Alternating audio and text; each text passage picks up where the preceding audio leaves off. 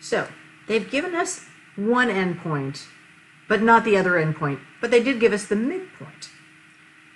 So we're going to use the midpoint formula to find the other endpoint instead of to find the midpoint. So if let's look at the formula, the midpoint formula for a second. So it's add the two x's and divide by 2. That gives us the x of the midpoint.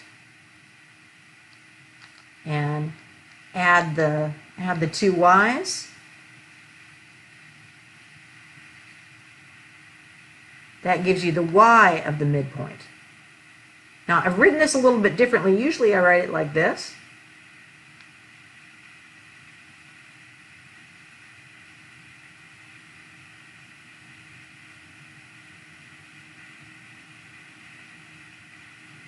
But writing it like this right now is kind of helpful to me because I have a number for this, and I have a number for this, and I have a number for one of the endpoints, right?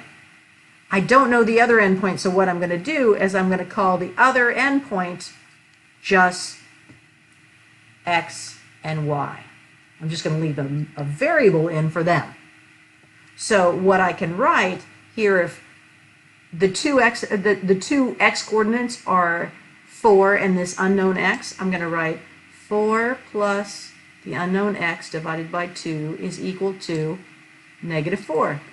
It's equal to the x coordinate of the midpoint. And I can do the same thing with y.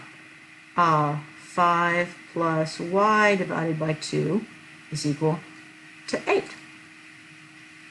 Now that gives me two simple equations I can solve for x and for y.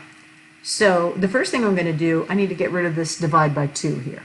So always in general, the way I get rid of a number is to use the same number but opposite operation. To get rid of the divide by 2, I multiply by 2. So these 2's cancel each other out because 2 divided by 2 is just 1. So that gives me just 4 plus x is equal to -8. Then I'm going to subtract 4 from both sides. I get x is equal to -12. I'm halfway there. You can do the same thing here. I'm going to multiply both sides by 2 to get rid of the divide by 2. 5 plus y is equal to 16. Subtract 5 from both sides. Y is 11. So my final answer is -12, 11.